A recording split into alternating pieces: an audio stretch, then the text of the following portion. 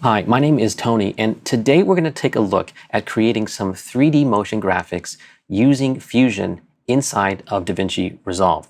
Now, I'm going to assume that you have a good understanding of the basic layout of Fusion, how to use nodes, how they work, and how to set some keyframes and do some basic animation. If you need to, go back and watch the intro to Fusion on the blackmagicdesign.com website. Okay, so let's take a look at what we have. I'm going to go ahead and load up the Fusion 17 lesson part 3. Now, for the most part, when we have been accessing Fusion inside of Resolve, we've been doing it through the edit page. And we put our playhead over the clip that we want to work on and then step right into Fusion. But there might be some situations where you don't need to have access to an edit page. You just want to go straight into Fusion. And you can do that. We can actually go and create our own Fusion composition by right-clicking right inside of our bin. So let's do that. And then go to New Fusion Composition. Let's go ahead and just give this a name. And I'm good with the duration and I'm good with the frame rate, so I'm going to go ahead and press Enter. Now, before we jump into Fusion, let's just take a quick look at what we're going to be creating. So we have this 3D globe and we have some 3D text. We've given it some lights and it finishes off with these little 3D bars coming together and closing out our frame.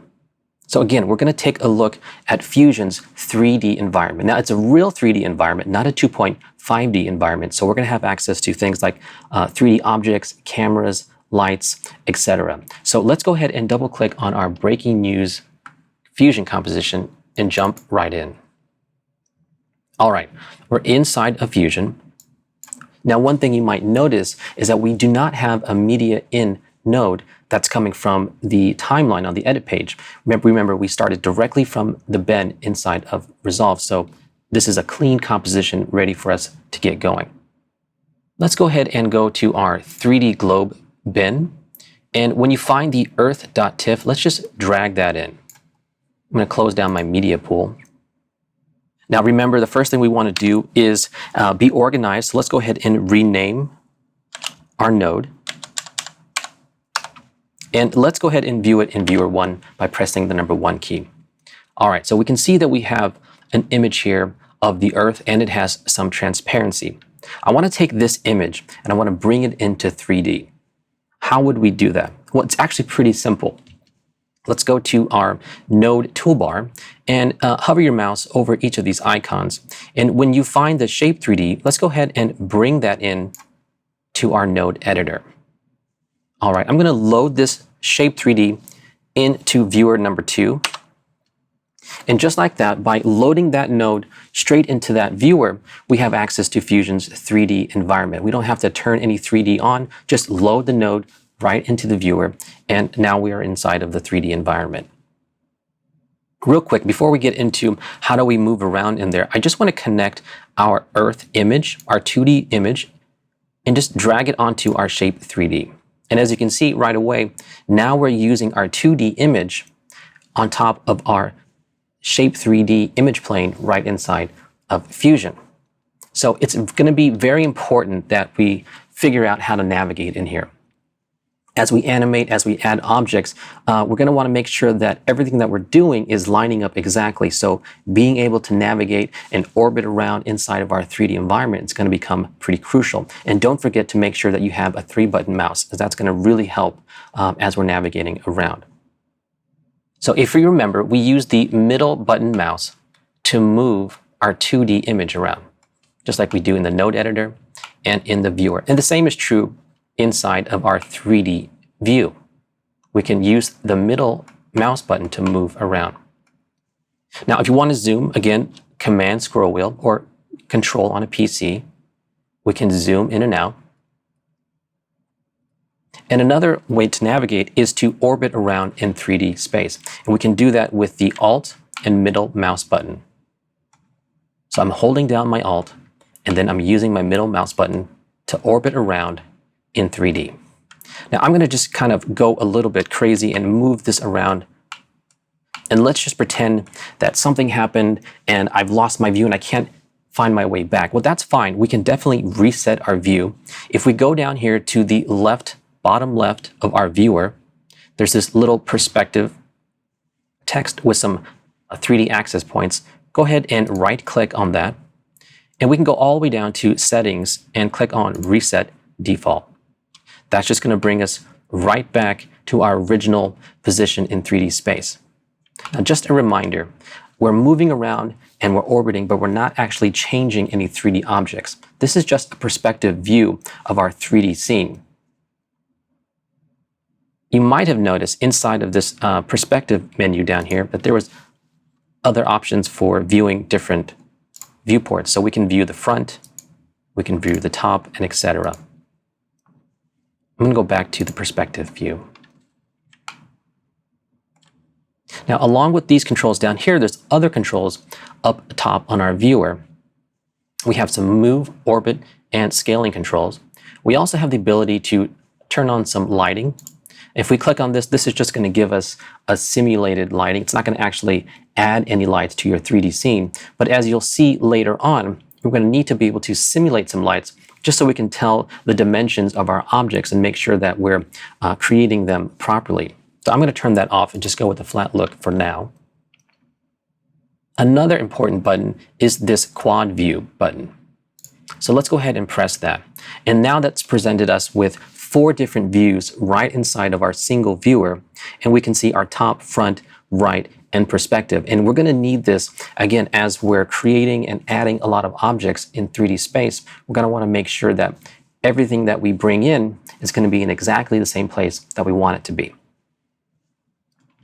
So let's take a look. We want to take our 2D image and we want to wrap it around a sphere so it looks more like a globe.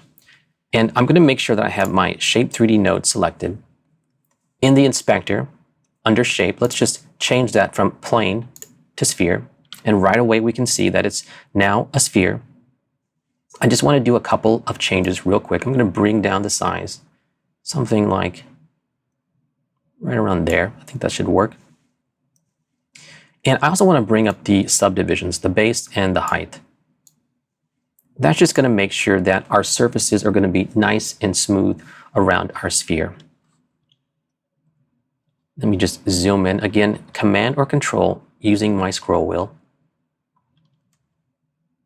Great.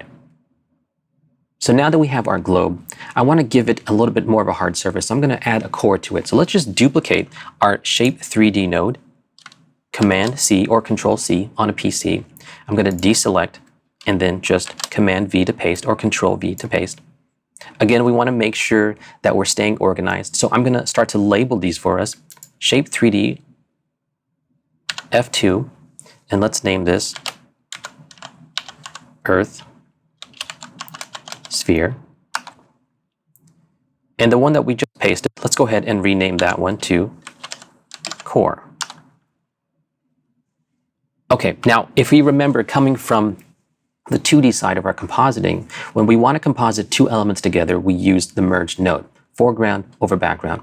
And it's a similar process inside of 3D, except for that the merge 3D, you can add as many different elements or objects as you want to each merge 3D. And it essentially becomes its own 3D environment, if you will. So let's go ahead and add a merge 3D. I'm going to bring it from our node toolbar and bring it right into my node editor. And now I'm just going to connect each of these together. Okay, we've connected our scene, but we're not seeing anything. And that's because we have to remember that we're viewing the proper node in the viewer. So with my Merge 3D node selected, I'm going to press 1 to view it in Viewer 1, and I'm going to press 2 to view it in Viewer 2.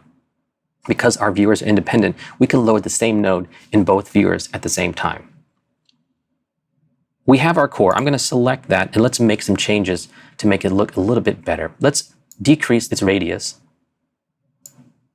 And let's go over to its Materials tab and change the color to like a dark blue, something right around there. Maybe a little darker.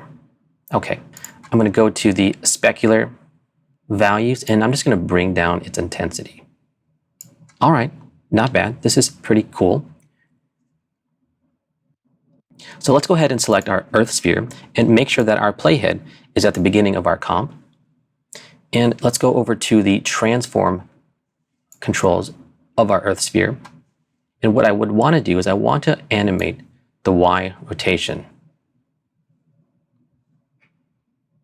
So first let me put it into position.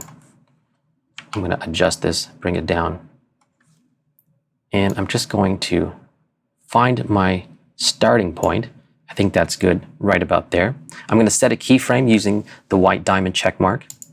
It's changed orange, so now I know there's a keyframe set on that frame. I'm going to go to the end of our comp, and I'm just going to use this slider and move our globe like that. Okay, let's play this back. Perfect. We have our 3D globe now rotating across the whole length of our clip. It'd be really cool if we could maybe add some streaks orbiting around our globe. So to do that, I'm going to bring in another material. Let's go back to our media pool and find the streaks.psd, and let's just click and drag and bring that right in. I'm going to close my media pool.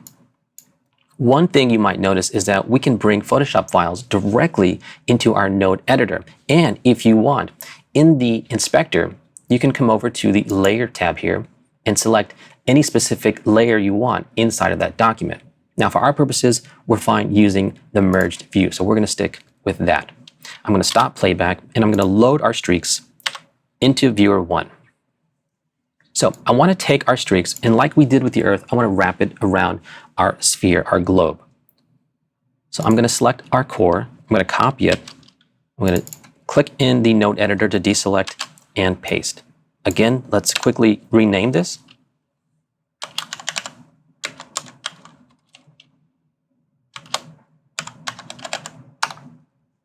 All right, and let's go ahead and connect it to our Merge 3D. And let's go ahead and connect our streaks to our streak sphere. Okay, you might have seen a little bit of change happening in there. And on the viewer on the left, viewer number 1, we see our streaks are yellow. And on the viewer on the right, they look pretty dark. So just remember that since we copied and pasted our core, that it has that material of blue. So let's go back and reset that to white. And when we do, now we can see that this sphere is using the image values from our 2D image. Let's just change the size of this. Go back to the Controls tab, and under the radius, let's just bring it up a little bit. Well, that's a little too much. There we go. Right there should be fine. Okay, next thing, it would be nice if our streaks were orbiting or rotating around our sphere, and we can do that a couple different ways. The way that I want to do that and show you is using the 2D side of animation. So we're going to go ahead and animate our streaks in 2D and then let that dynamically flow into our 3D object. So let's go ahead and move our streaks back a little bit.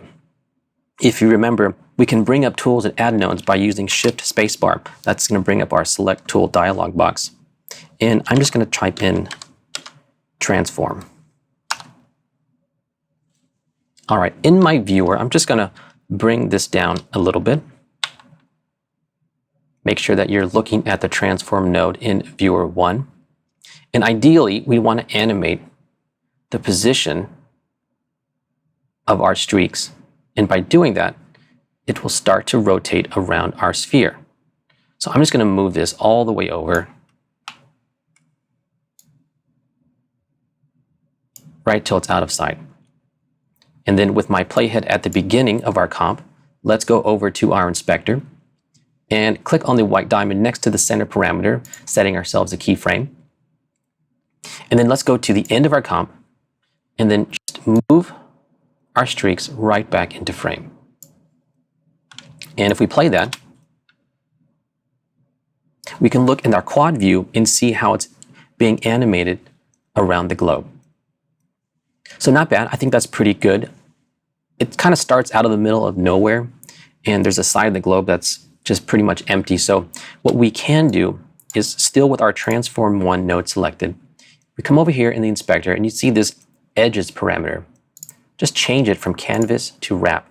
And now that's going to give ourselves a wrapping effect, which has our streaks all the way around our globe. That's pretty cool. All right, let me just adjust my UI real quick. Besides renaming our nodes, we want to make sure that we're staying organized inside of our node editor and organizing our nodes in a way that makes sense so we can quickly visually see each section of our node tree. So I'm just going to take my Earth and my streaks, drag them out here. I'm going to select all the nodes that have to deal with building our 3D globe. And I'm going to shift spacebar to bring up our select tool dialog box and type in underlay. I'm going to deselect it and then option click F2 to name it. Let's call this globe. And then right click and let's change its color to purple. That way we have all of our nodes associated with our globe contained together. Okay, let's do the same thing for our Earth and streaks. Essentially, these are our materials for our 3D objects, so we want to group these in the same manner. Shift spacebar, type in underlay, hit enter, deselect, option click F2 to name it, and let's type this materials. And then I'm going to right click and change its color as well to navy. Okay, as you saw in the demonstration earlier, we had some text that was kind of flying around our globe. So the next thing we want to do is add some 3D text and then give it some animation. Now, we could just add the 3D text directly to this Merge 3D and essentially build all of our elements out of one Merge 3D, but it might get a little cumbersome. So it'd be ideal if we could just create another Merge 3D and then connect them together. That way we can work on one separately, but yet still have the outcome of everything put together in one. So let's go ahead and do that. I'm going to add another Merge 3D, again from my toolbar, bring it right in, take the output of our merge from our globe and connect it to our new Merge 3D. Let's view this in each of our viewers. So press 1 and press 2. Now let's go ahead and find our 3D text, again in our node toolbar, and just click and drag it right in and connect it to our new Merge 3D. Okay, let's go ahead in the text field box in the inspector and type in our text. Breaking news. As we're typing, we can see it appear in each of our views. Again, having that quad view is great because now we can dial in exactly where it needs to be. So let's change a couple parameters. Let's change the line spacing. And let's go ahead and change our font from bold to extra bold italic. Next, we need to change down the size. So let's bring it down. Again, I'm watching in each of the viewers, seeing its size ratio to our globe. Using our quad view, I'm going to go ahead and grab this layers access points by just grabbing this blue z-axis point, and now you can see I'm just moving our text forward in 3D space. And then I'm going to grab this green axis point, and that is our y-axis control. I'm just going to move that up and down right about there. That's pretty good. Okay, I'm going to select my 3D text node and view that in viewer 1. And let's just put this in a better position, zoom in a little bit, because now we're ready to do some 3D extrusion. In the inspector, if you go down to the bottom of the screen, you'll see this little extrusion panel. Just go ahead and open that. And now let's just drag our extrusion depth out a little bit. Okay, so if you remember earlier, we were talking about that lighting button up here at the top of our viewer and that we were in a flat view. Right now, as you can see, it's a little bit hard to tell what's going on with our 3D text. So if we click this button, it's going to give us a simulated light effect. So now we can kind of see exactly what's going on with our text and how to make our extrusion work better for us. I think I'm going to make the extrusion just a little bit bigger. And then let's zoom in a little bit more, and we can start to add a bevel. So let's go to our bevel depth and just bring that up, maybe right around there. And the same thing for our bevel width. It's going to bring it down just a little bit. That's good. Just giving it a nice little edge. So we've added that. Let's actually change its color. In the 2D side of the text, if you look at it, the shading, you're used to seeing those shading elements 1 through 8.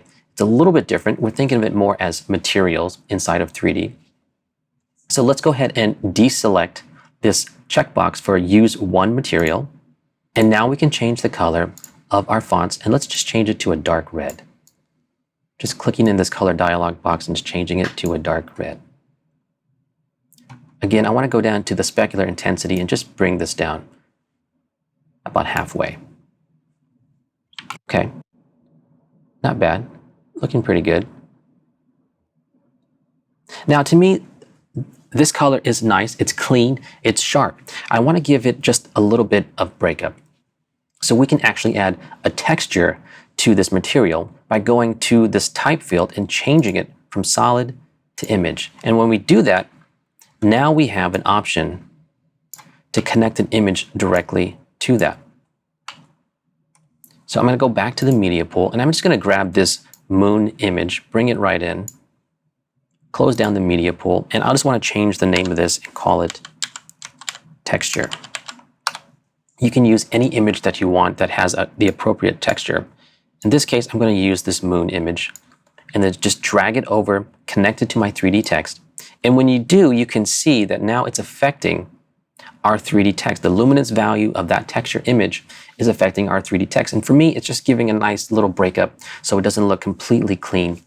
Now, there's a couple things that you can do just creatively. You can actually add a brightness contrast node to this and start to affect it in a lot of other ways. Like, for example, I'm just going to really start to crank down on this. And you can see how it's changing on the 3D text. So you can get interesting results by even animating in 2D and bringing that in as a texture on your 3D layers. But for right now, I'm good with the standard texture, so I'm going to delete that brightness contrast node.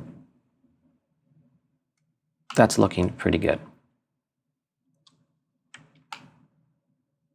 All right, so as we can see in Viewer 2, we can see at our top view that the text is pretty much straight and flat. It'd be nice if we could bend or warp the text so it feels like it's coming around the globe. And we can do that by adding a node called the Bender node. So let's go ahead and select our 3D text, Shift Spacebar, and type in Bender, hit Enter. Now the Bender node is very interesting because it allows you to warp and bend your objects in 3D space. But we need to do a couple things first. And I'll give you an example. If we just start bending this, it's going to start to really twist and warp. I'm going to press 1 to load that in Viewer 1. As you can see, it's just kind of giving it some crazy adjustments. So if we go ahead and first click on Group Objects, it's going to treat it as one object and not as individual letters. And let's change the angle to about 90. And let's change our axis to X from Y. And now when we bend, you can see that it's actually starting to go around our globe. Now I want to make sure that this is going to be visible and that's not too warped. So let's just bring this back just a little bit. We definitely want to make sure that it's viewable. Something like that is good. Next, it'd be great if we can start to animate that around the globe. So if we click on the 3D text and we go to the Layout tab, there's a rotation option there for our Y-axis. We can change that, but as you can see, I'm moving it and the pivot point is right on the text, and that's not what we want. So what else could we do? Maybe the transform node. Let's try this one. Well, this is kind of cool, actually. Maybe we can animate this as well, but that's not what I want either. Again, thinking about nodes and thinking about node order, if we stack our nodes accordingly, we can get really interesting results. In this case, everything that we've been doing is to the center origin point of our 3D environment. So we really haven't been moving things around. So if we add a transform 3D node, it'll actually be at the center of our 3D globe, which will allow us to rotate our text right around. Let me demonstrate that. My Bender node selected, Shift spacebar, type in transform. I'm going to use my arrow keys to go down to the transform 3D node and then press enter. And you can see it now, it's been applied to the center of our 3D globe. When we move our y-axis, it's now moving all of our text around our globe. I'm going to load our Merge 3D in Viewer 1 just so we can see that as well.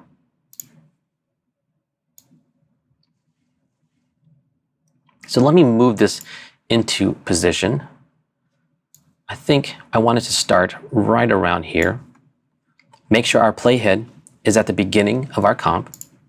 And let's set a keyframe for our Y rotation on our Transform 3D node. And then let's go to about frame 20 and let's move our Y rotation somewhere right around here. I'm clicking in the text dialog box to get a little bit finer control. That way my movements are a little bit smoother. Okay, so that's where I want it to land. It's coming from around the globe and I want it to land here at frame 20. Let's go to the end of our comp and then let's continue dragging this over till it's right about there. Again, it's important that even though we're animating, we want to be able to see it so we can read it. But just giving us a little bit of movement to keep things in action. All right, let's play this back. Okay. It's looking pretty good. Now, I remember that 3D text that we did earlier that we saw the rotation of the letters. I kind of like that. Let's go back to our 3D text real quick. And let's go to our hero frame of frame 20. We're in the transform. Let's just move our text. Yeah, I think I like this. Let's reset it. And let's set a keyframe right here at frame 20. Let's go to the beginning of our comp. And we're going to move or animate this Y rotation. Again, I'm looking at all the different views to see how these texts are moving and making sure that it's in the right spot that I want. So I think this is right about where it should be. Let's play this back.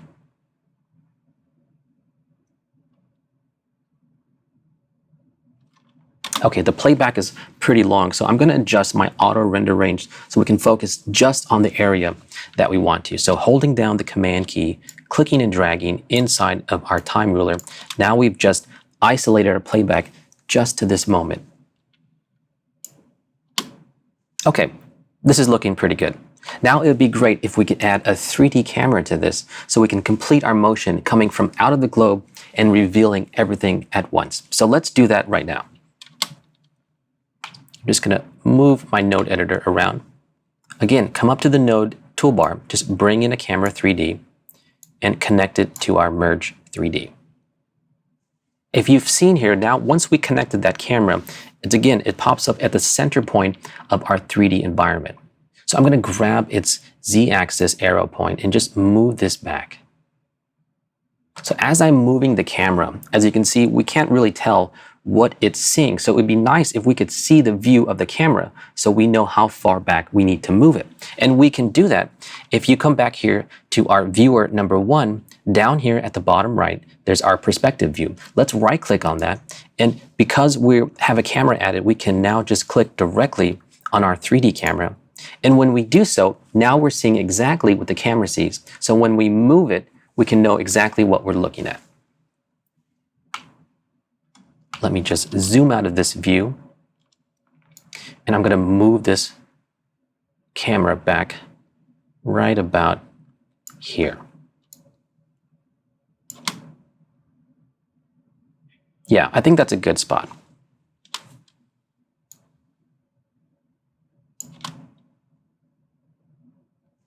So let's call this our hero frame. Now, as we move our camera back, we can actually see what it's seeing and get a better view of where we want to stop our camera. I want to find our hero frame. And I think that's right about here. That looks pretty good. Okay, now we're ready to animate our camera. So let's go to the inspector and just right click on this translation group and say animate translation group. That's just going to put a keyframe on our X, Y, and Z axis all at one time.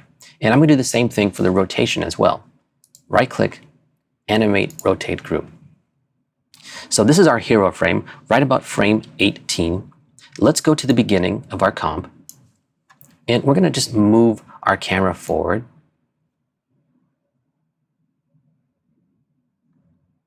Just like that. And let's bring it down just a little bit.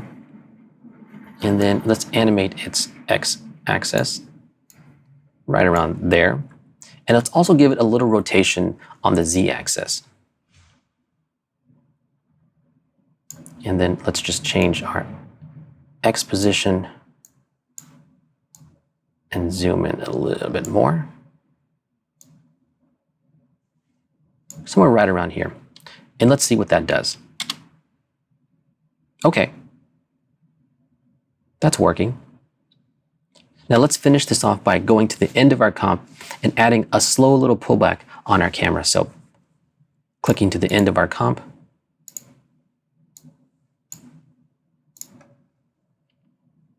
And then just using the slider right on the z-axis and pulling it back just a little bit. So if we play this all back together now, we've animated our 3D globe, we've animated our text coming around, and now we've just animated a camera pulling back, revealing the globe and our text together. I'm going to go back to that keyframe and just make it a little bit stronger. Somewhere there, just to double check. Let's see what that looks like.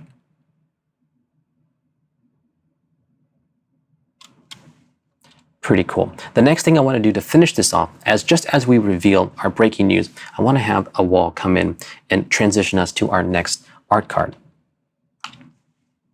So let's add another text 3D node connected to our merge 3D. And in the inspector, click on the / about 6 times. All right, so we've added this to our view. Let's go ahead and bring it forward. I'm going to zoom out, Command middle mouse button, and then Option middle mouse button to orbit. I'm going to bring this right around here. Again, using all of my viewports to see and move my 3D objects as needed. Bring this forward right about here. And let's scrub our timeline just to see how this is going to look. Yeah, I think this is going to work.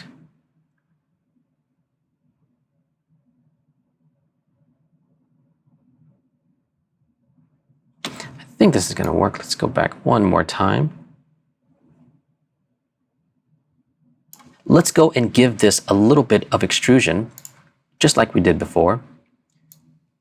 Going to go ahead and just bring this up. And the same thing, a little bit of bevel depth and bevel width.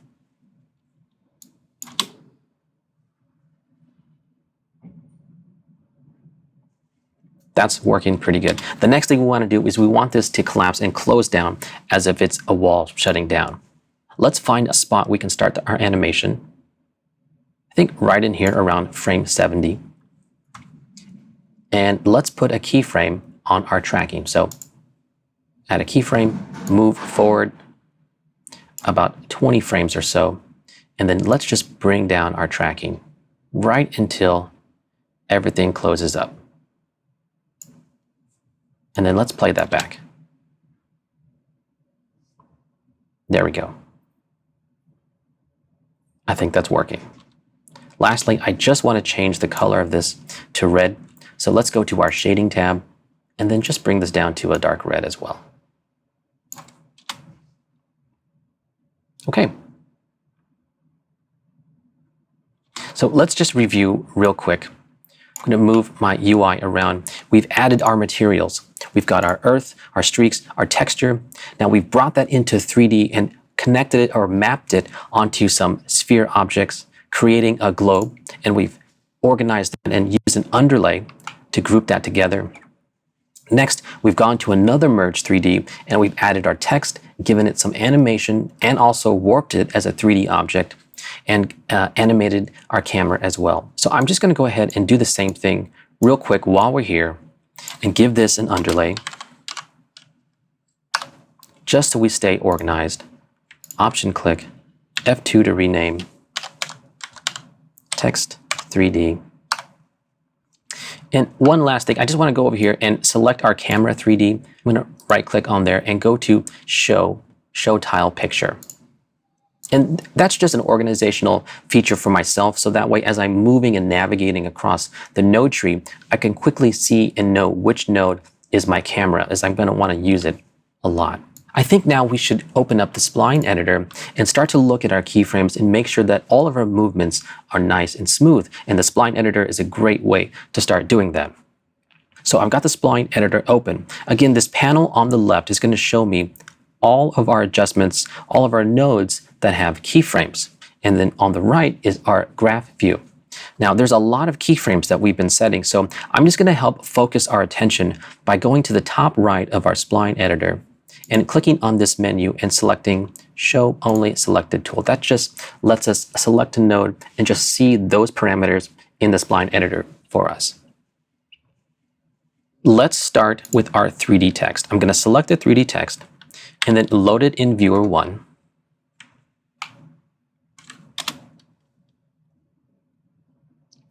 Just so we can see that. In the spline editor, let's turn on our character angle Y by clicking on that checkbox.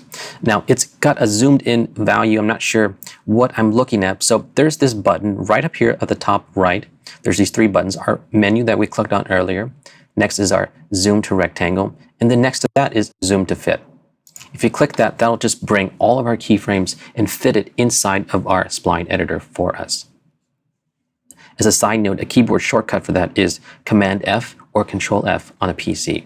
So we can see here that our animation is happening in a linear fashion. So I just want to smooth this landing by selecting this last keyframe and pressing Shift S. That's just going to smooth out our landing over time. And I can go back here to the beginning of our comp and play that back. That's going to work just fine.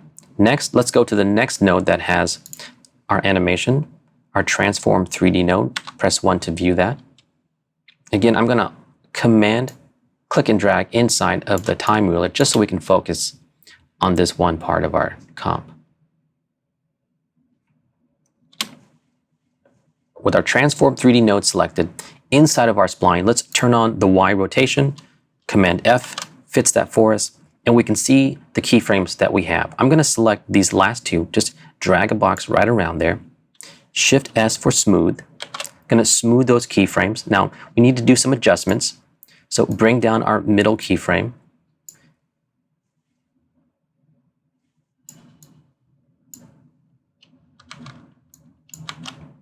Just adjust its tangents so it's nice and smooth. And let's see what that looks like. So before, it was animating in and kind of having a hard stop and then continuing. And now it's animating in but continuing in a nice smooth fashion.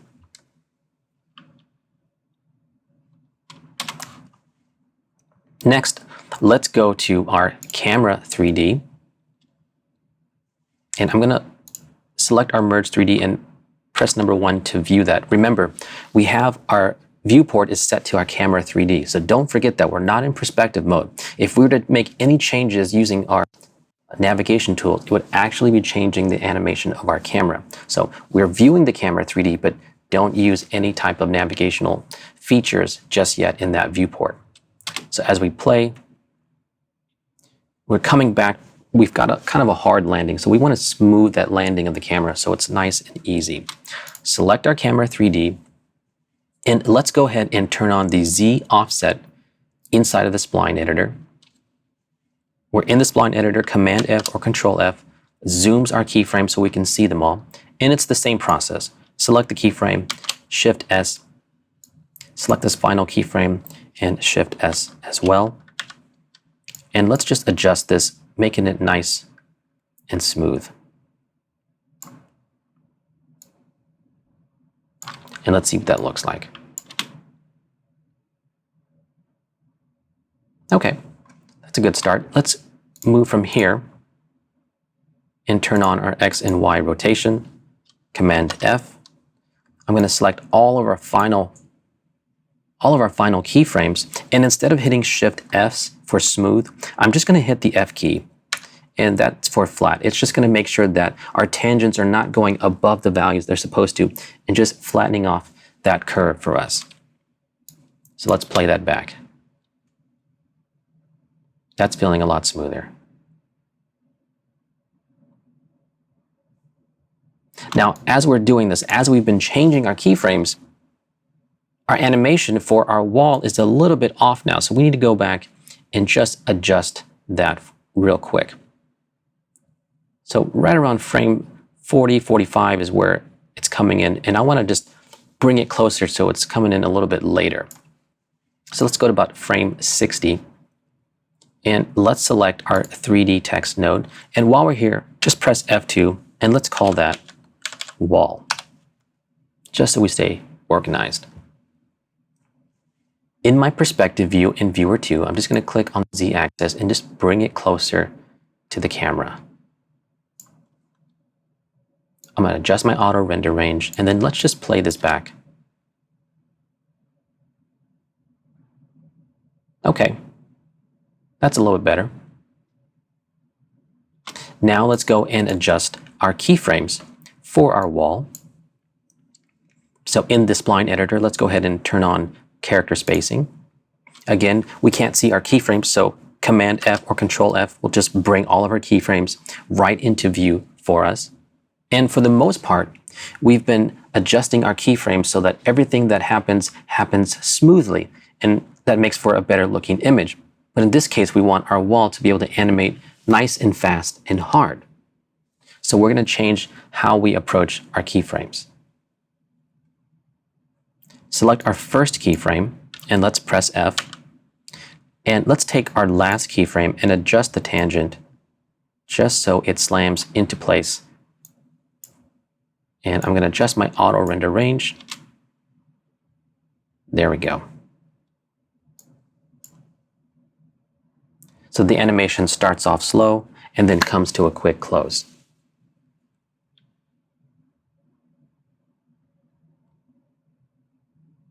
Now, as I'm watching it back, I would like that wall to close down just a tad bit sooner. So what we can do, we fit our keyframes in. Let's just draw a bounding box around them, select them. I'm going to change the size of our spline editor a little bit. And you notice here at the bottom of our spline editor, there's this little drop-down menu called Time. If you click on it, let's go to the T offset. I just want to adjust the framing of our keyframes. So I'm going to double click in there and just type in -10. I just want to move these keyframes back in time, just about 10 frames. And let's play that back.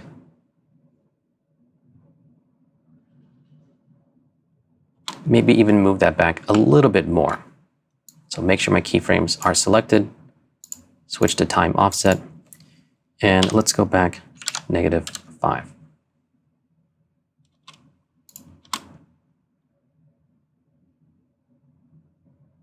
Okay, great.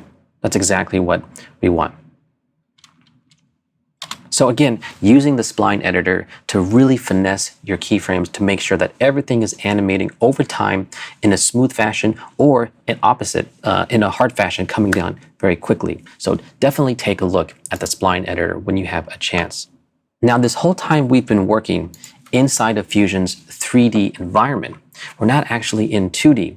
So we need to bring all of our 3D animation and effects and bring it into 2D so we can add some look effects and finish off our composite. But we can't just connect any of these 3D nodes to a 2D node. We actually have to render it out into a 2D image. So to do that, we're going to add a render node. So let's go ahead and do that. I'm just going to move my node editor around, move my media out node over to the side.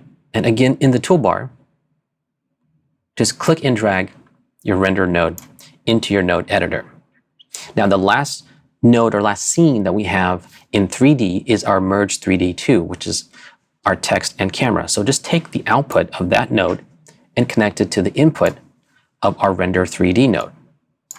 And then I'm going to take the output of our Render 3D node and connect it to the input of the Media Out 1 node. Let's view the Media Out 1 in viewer number 1.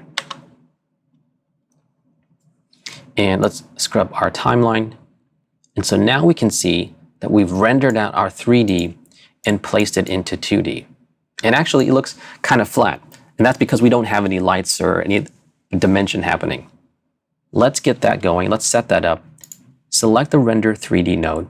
Now, inside the Render 3D node, there's a lot of different options that you can choose to create depth of field effects, turn on lighting effects, change the different types of renderers that you want to use, or even turn on and show different types of outputs for your Render 3D. For our purposes right now, we're just going to change the render type from software to OpenGL.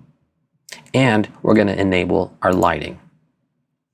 So right away in Viewer 1, you can see that when we enabled lighting, everything went dark. That's because we're saying that we want to use lights, but we have no lights in our 3D scene. So now let's go back, let's add some 3D lights and bring this animation to life. I'm just going to move my Render 3D and Media Out node over to the right just a little bit. And again, I want to be able to add my 3D lights, but have the option to have control in the node editor. So let's add a new Merge 3D. Just bring it right into our 3D pipeline. And I'm going to go ahead and press 2 to load that into Viewer 2. Now, up to this point, we've been adding nodes and adding tools, going to the effects library, going to the node toolbar, and even using the keyboard shortcut Shift Spacebar. But one of the cool things about Fusion is that you can actually customize your node toolbar as you see fit. So let's go ahead and do that real quick, just so we can get our 3D scene ready. Now, if you right-click up in any of the area of the node toolbar, you can go over to Customize and say Create Toolbar.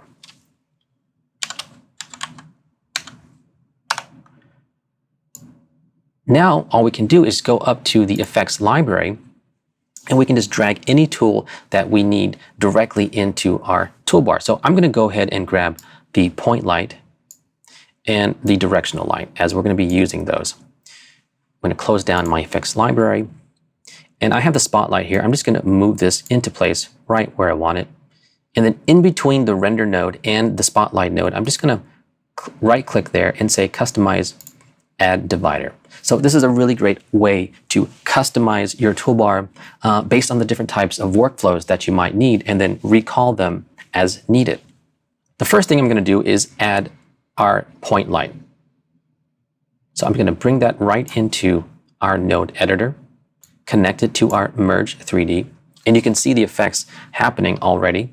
Let's make some adjustments to it. First of all, I'm going to rename this.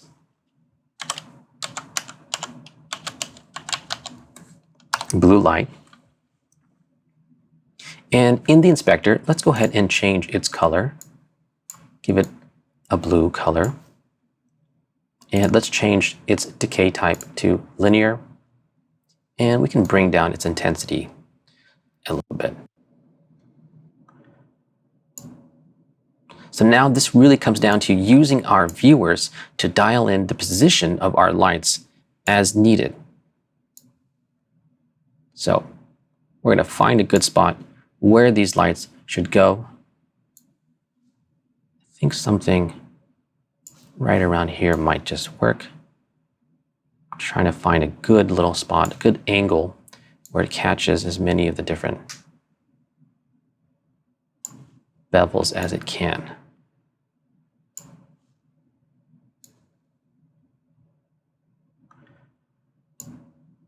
That's good for now. I'm going to bring down its intensity just a little bit more.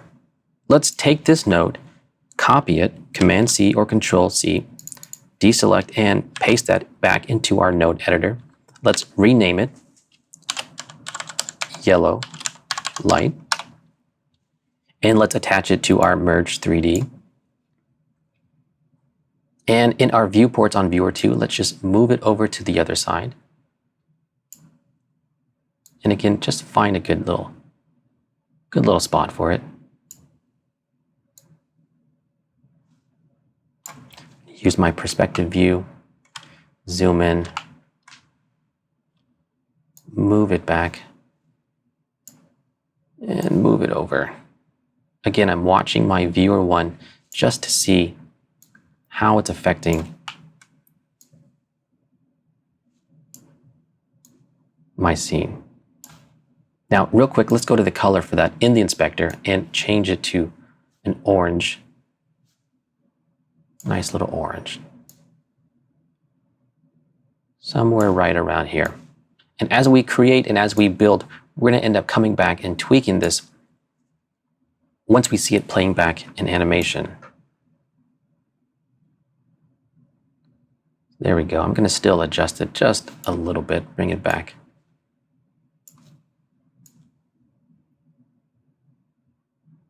That's kind of cool right there. Okay, perfect. So we've got our two side lights. Let's go ahead and add a different type of light, and that is our directional light.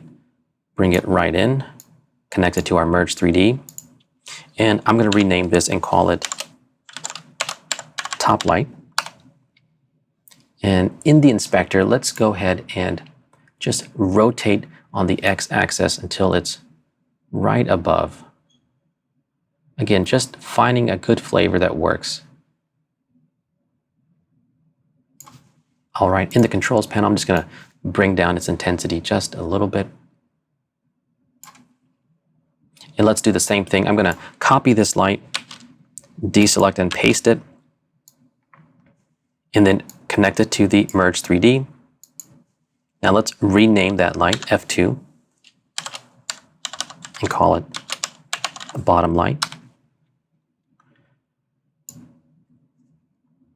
And in the inspector, let's go ahead and change its color to a light pink. And then in the transform parameters, let's just rotate its transform all the way down to the bottom. And as you can see, it's just starting to give a little bit of highlight to the bottom of our text. Now, at any point in time, you can turn on and off a node at the top of the inspector by hitting this toggle switch and seeing the effects of it on and off. Or you can also just, in the node editor, command select any amount of nodes you want and hit Command P or Control P on a PC and just turn on and off those nodes. So it's a great way to toggle on and off to see the effects of those nodes. We're getting there. Let's go ahead and add a spotlight now. We want to light up the front face of our font. So I added a spotlight. I'm going to rename that Front Left. And then let's go ahead and connect that, you guessed it, right to the Merge 3D. Now the spotlight is in the center point of our 3D space, which is our globe. So I'm going to use the transform controls to bring that spotlight out. There we go. Now let's move that over to the left. Now as you see, I'm using the access points on this light directly. Now we have the spotlight. It comes down to rotating our light. And we can do that in the inspector, but you can also do that right inside of your viewer. If you look here at the top of the viewer, there's these two buttons. We have a move button and a rotate button. With my light selected, if I click that rotate button, it's going to give me different parameter controls so that I can rotate my light inside of my viewport. And that's what I want to do. I want to be able to rotate this light just like that. A quick way to do that is to use the keyboard shortcut Q for move or W for rotate. So let's just move it back. Let's go to our inspector in the controls and change its decay type to linear. Increase the penumbra angle, just softening its light effect and bringing down its intensity.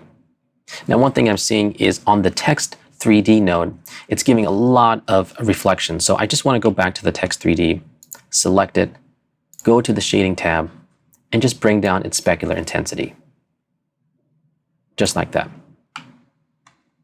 Okay, so we have our front light, our front left light, and I'm just going to move it again just a little bit, just to see what it's doing, lighting up the front of our text.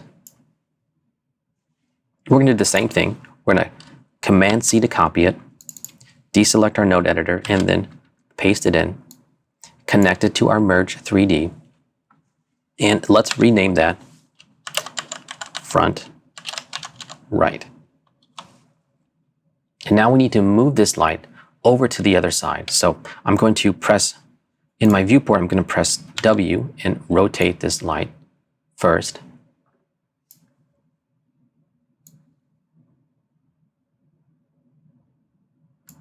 Now I'm going to press Q, move it over to the right side, press W, and rotate this into position.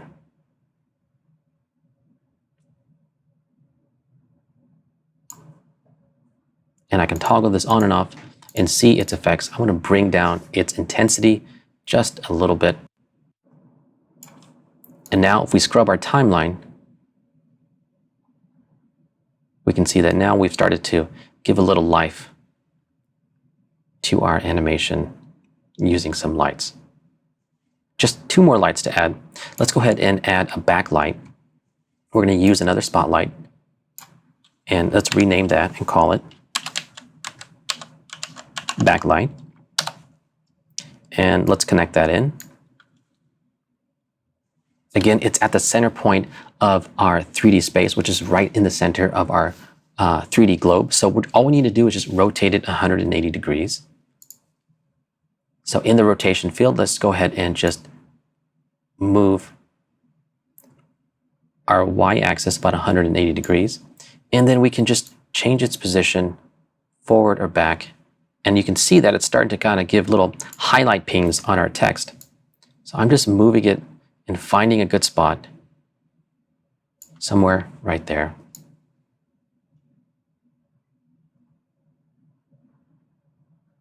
All right, that's pretty cool. The next thing we need to do is we need to give a light to our 3D wall.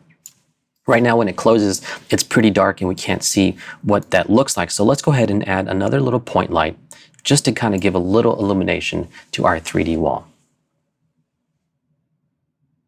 So let's bring in a point light and then let's rename it and call it wall light. Connect it to our Merge 3D. And in the inspector under transforms, let's just go ahead and drag our Z-axis translation right over to our 3D wall. I'm going to zoom in here.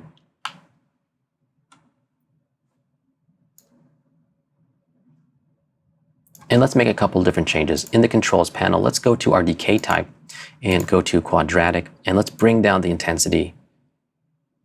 And let's change the color to a little bit of a red light. All right. Now I'm going to just bring this up, just giving it a nice little gradient. Now let's see if we scrubbed our timeline. Let's take a look. Okay, not bad. Let's go to our perspective view here.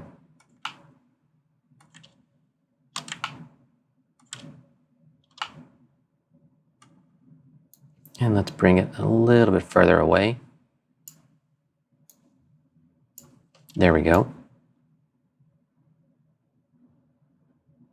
So now as we're scrubbing, we're just giving a little bit of life to that 3D wall so it's not completely dark. We've added our lights. It's looking good. Let's not forget our organization and add an underlay to these lights. I'm going to deselect, option click. Let's rename this Lights 3D. And then let's give it a new color, teal. So we've added all of our 3D lights. We've completed the look for our 3D renderer. Now we need to go into the 2D realm and start to add some glows and some effects to really bring our animation together. But the first thing that you might have noticed is that our render has an alpha channel. So we need to add a background to it. So let's do that by adding a background node. I'm going to go to the toolbar and just bring in a background node. And I want to go ahead and view that in Viewer 2. Now, I really do like the background node. It's a pretty powerful node that gives you a lot of flexibility in all the different types of animation that you might be doing. For our purposes, we're going to convert this solid image into a gradient. So let's go to the background node in the inspector, let's go to our type here and change it from solid color to gradient. There's a lot of different tools for you to use to manipulate and change your gradients. We're just going to go with a simple blue gradient. In the viewer, I'm going to just use these on-screen controls to make a shape just like this. And in this gradient, this color tab here, there's these two white triangles. If you click on a triangle, now you can actually change that color. So I clicked on this triangle on the left, and I'm going to change its color to something like a blue, and just give it a nice little light blue. And the triangle on the right, I'm going to select that, and I'm going to make it a really dark blue. Now, right up here at the top of this gradient is gradient type.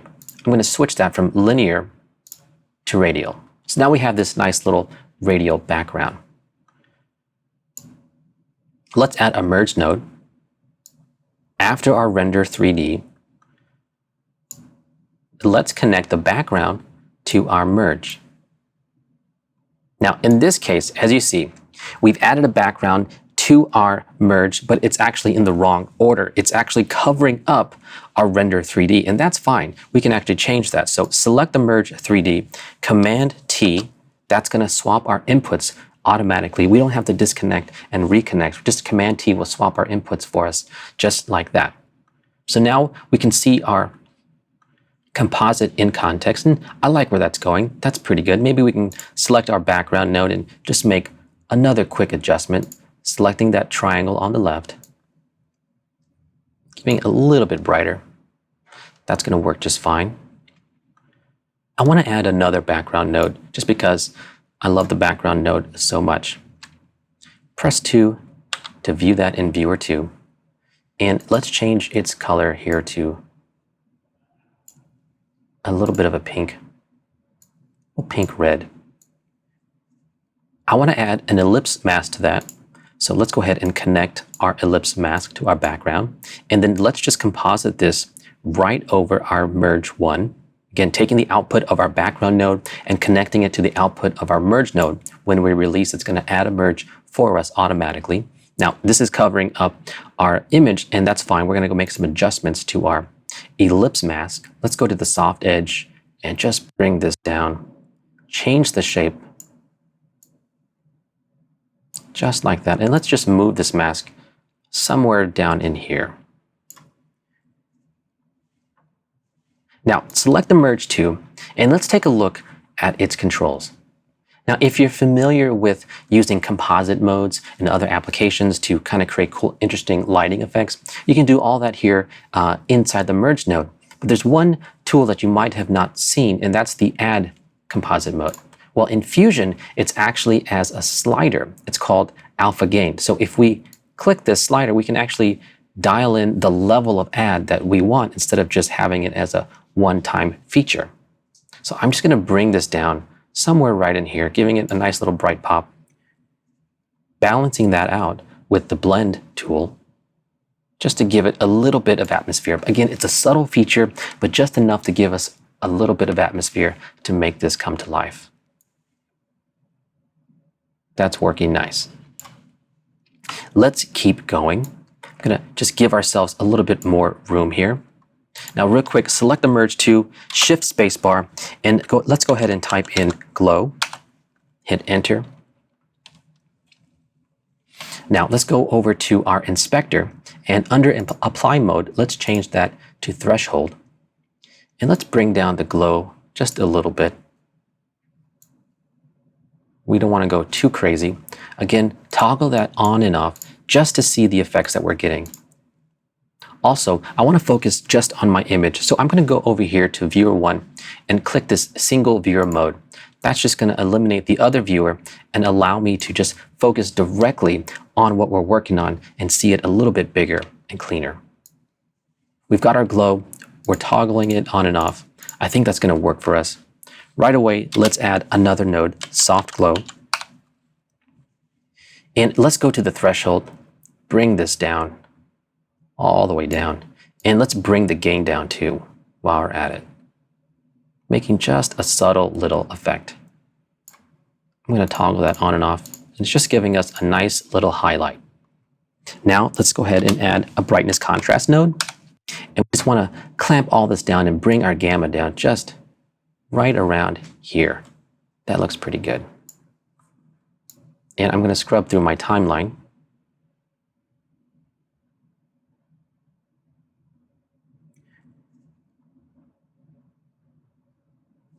That's looking pretty good, but I want to go back and add a little bit more realism by adding some motion blur. Now there's a couple ways that we can do that. And the way that we're going to do it here is we're going to do it after our 3D render. So let's make a little bit of room.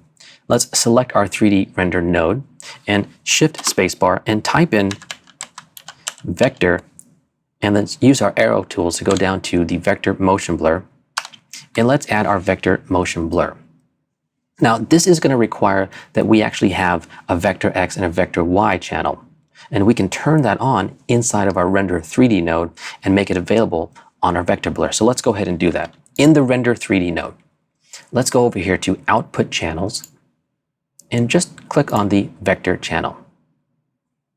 And now when we scrub, we can see that we've added some nice looking motion blur to our animation. And it just gives it that other extra sense of realism.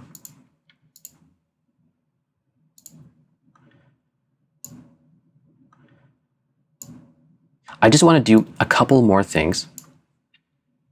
And again, remind you that we have access to all the great plugins available through Resolve Effects right inside of Fusion. Resolve Effects Light, and let's add some lens reflections. Again, just little subtle things to help bring your animation to life. And this is up to you as far as how far you want to take it. But for our case, we're just going to bring this down just a little bit, just to give it a little bit of pop. I like that. That'll work just fine. And then I just want to finish this off with using some Resolve Effects texture and bringing in some film grain. And I just want to go over here to the film grain presets and adjust that to 35mm, change this to hard light, bring up our opacity, and then change the symmetry, bring it down just a little bit, just giving us a nice little effect.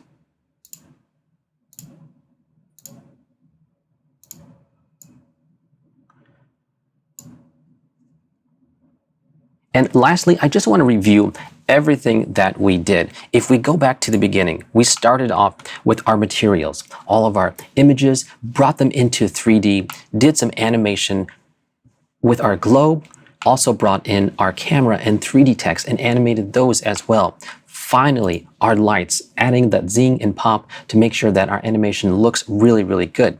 We brought that into 2D from 3D, added some really cool look effects, some glows, some film grain, using Resolve Effects as well, really to finish and polish off our look. Now let's just take a look real quick, step through our animation, and we can see how this is coming together.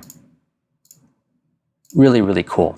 I hope that you can see the flexibility and power that Fusion has by both having a full 3D environment as well as a 2D environment.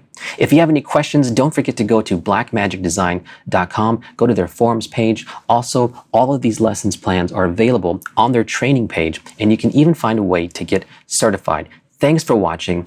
Take what you learn and make it better.